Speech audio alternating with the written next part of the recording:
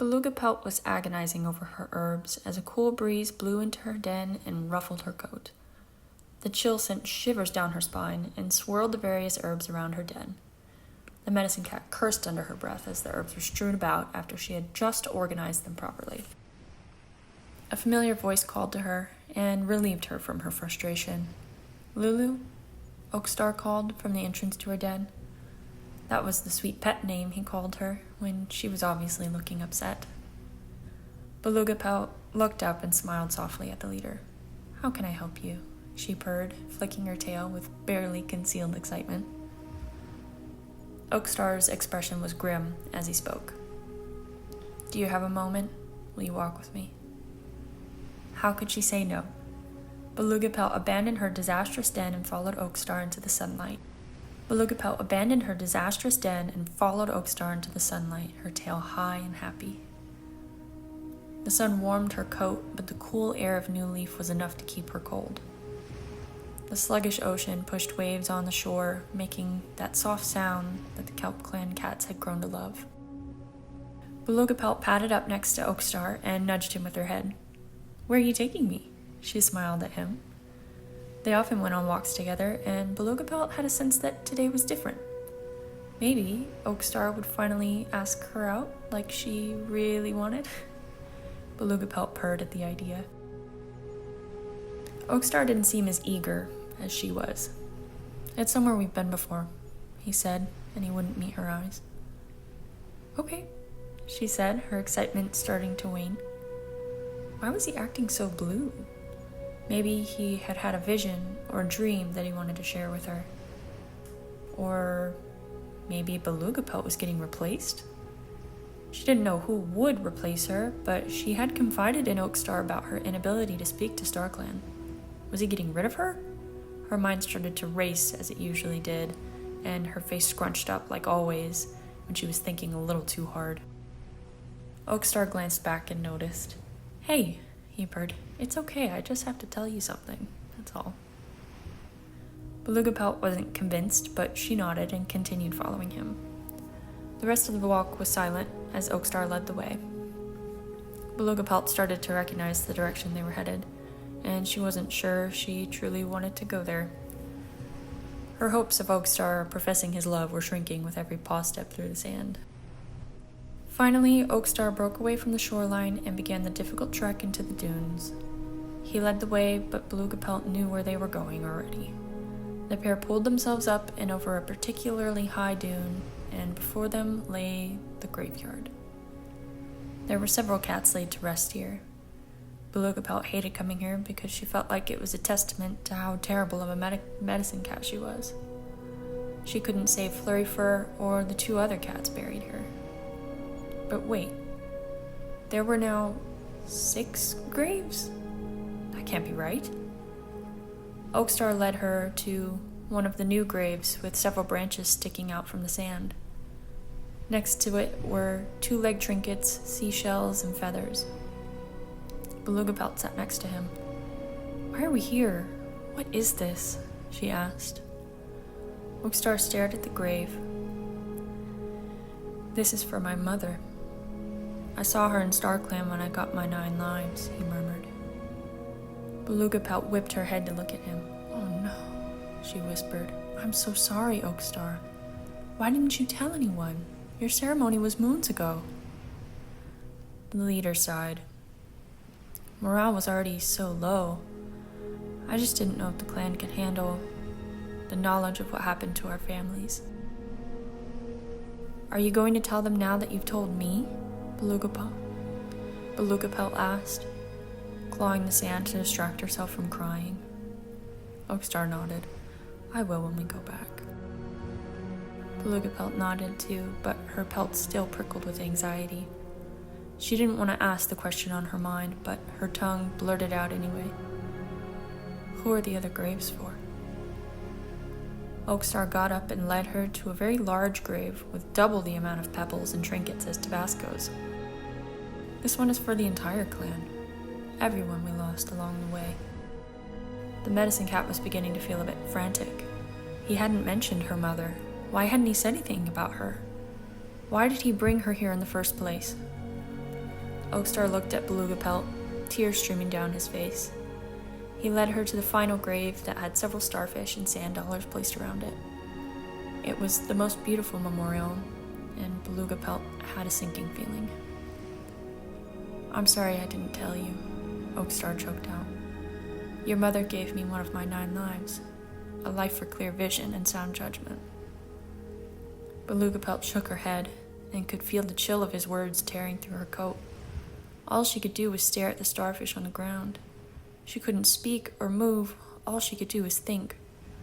Her mother was dead and in StarClan, but Beluga Pelt couldn't reach her. Her lack of faith or skill or whatever has led her to a silent relationship with StarClan, and the grief of missing out on seeing her mother was too much. Beluga Pelt collapsed in the sand next to the grave. Oakstar lay next to her, his pelt pressing against hers. His warmth was the only comfort Beluga Pelt felt as she rested her chin on her paws. So obviously the leaders of KelpClan are having a rough time this year. Oakstar has been dealing with the guilt of knowing what happened to their past clanmates. He couldn't bring himself to tell his family at first, but he couldn't bear the knowledge alone anymore. He also knew it was unfair to keep such an important secret from his family. At the beginning of the year, the clan was struggling again to find food, and Oakstar actually lost a life to starvation. He went to StarClan briefly, and his mother chastised him for not telling his siblings about her. Oakstar finally started by telling Beluga Pelt about her mother. She didn't take it very well.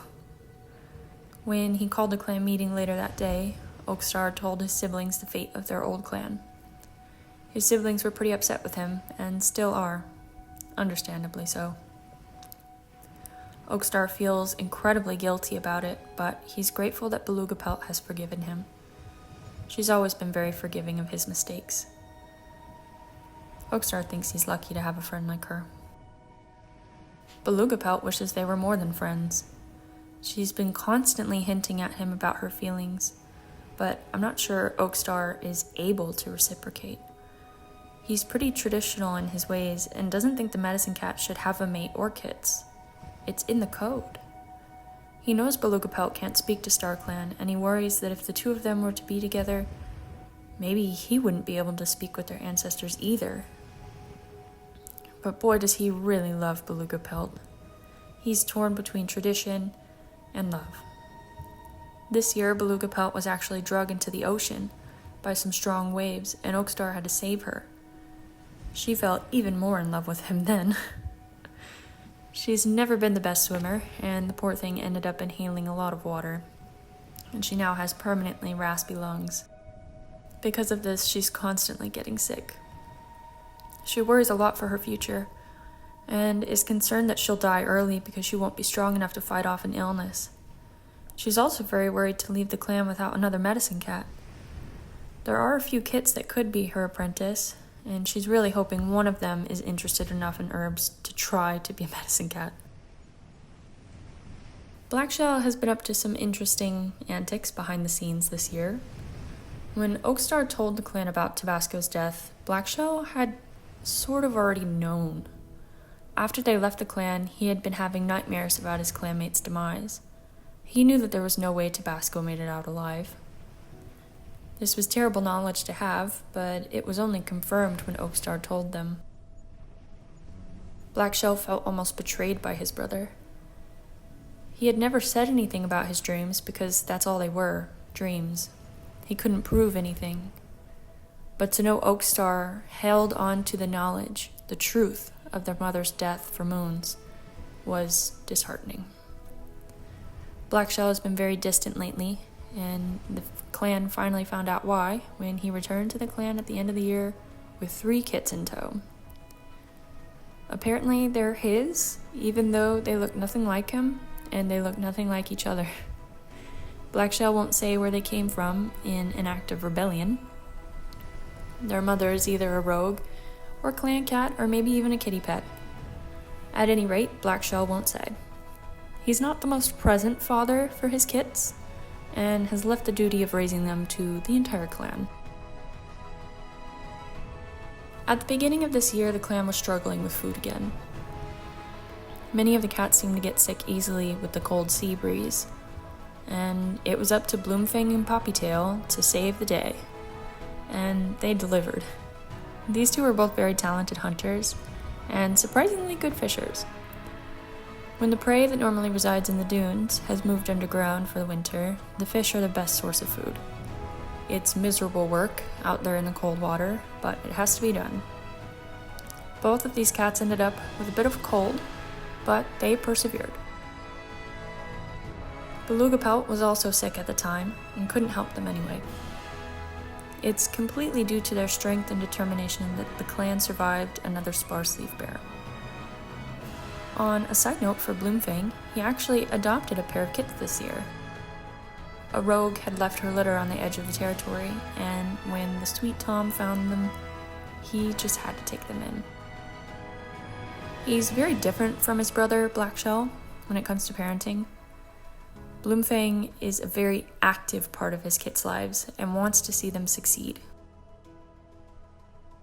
Poppytail is like the fun aunt. She doesn't want the responsibility of raising the kits, but she'll take them on adventures. They only get in trouble sometimes. Poppytail actually has a twisted paw from one of these adventures. She's been spending a lot of time with Belugapelt and can't deny that she's started to develop feelings for the medicine cat. At this point, Blackshell is the only one of the siblings that doesn't have a massive crush on the medicine cat.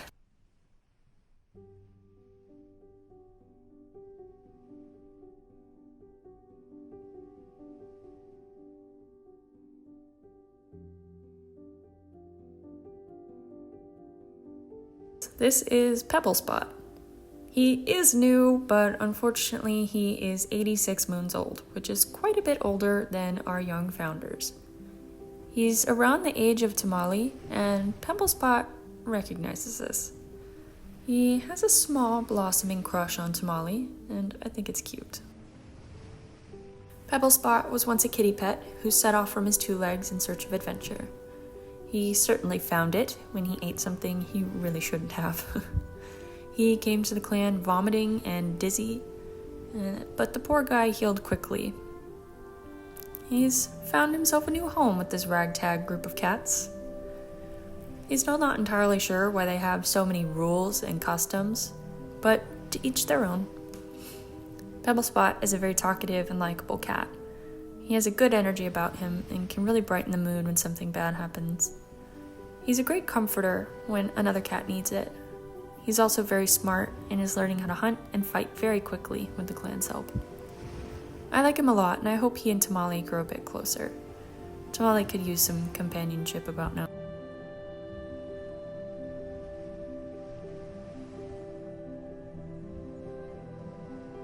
Breezepaw didn't get up to too much this year, unfortunately. Her back just seemed like it was never going to get better. Belugapelt did everything she could, but the medicine cat was still young and inexperienced. Despite her best efforts, Breezepaw didn't survive her injuries. I am devastated to lose her bubbly and optimistic personality. Not to mention, she was a gorgeous cat who could have brought some new blood to the clan. Although she's gone, she's been visiting Tamale in his dreams to comfort him. She's also been considering visiting the other cats of the clan, but it just hasn't seemed like the right time yet. She especially wants to tell Belugapelt that it's okay. The medicine cat is beating herself up over the deaths in the clan, but Breezepaw really wants to tell her that it's not her fault. For some reason though, Breezepaw can't reach Belugapelt. Nobody in StarClan can. Tamale is devastated to lose Breezepaw and has been slinking off to the graveyard regularly. He hasn't been much help for the clan, even though he is the best hunter they have. His mind is just elsewhere, and he can't seem to focus on what's happening in the here and now. Breezepaw was like a younger sister to him, or maybe even like one of his own kids.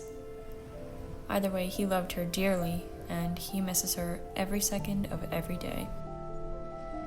He swears that sometimes he can hear her voice on the breeze, or he catches glimpses of her in his dreams. He's not sure if it's real, but it's comforting to him nonetheless. Oakstar gave Tamale an apprentice to teach, but it hasn't helped keep his mind off of Breezepaw. Especially not when his new apprentice looks quite similar to Breezepaw. Dunekit and Foamkit were the two kittens that Bloomfang adopted from that rogue she-cat. The two don't remember much of their mother, but they do love their adopted father. They are beyond appreciative that Bloomfang would take them in as his own and raise them like he would his own flesh and blood. He absolutely loves his kits, and it shows. Foamkit was a bit of a shy kitten who didn't speak much, but he was incredibly loving. Dunekit was the opposite. She was a fiery and bossy kitten who loved to wrestle with her dad. When she became an apprentice, she was still just as fierce, but as time went on, she started to feel more and more anxious about herself. With Tamale as a mentor, he was constantly comparing her to Breezepaw. He would lament about how great his sister was, and he didn't realize the damage it was doing to Dunpaw. Tamale is the best hunter the clan has, so in theory, Dunpaw should also turn out to be a great hunter, but she can feel her confidence waning. She's becoming more and more insecure about her skills every day. It also doesn't help that she's all alone now. Foamkit unfortunately died from kitten cough right before he was about to become an apprentice.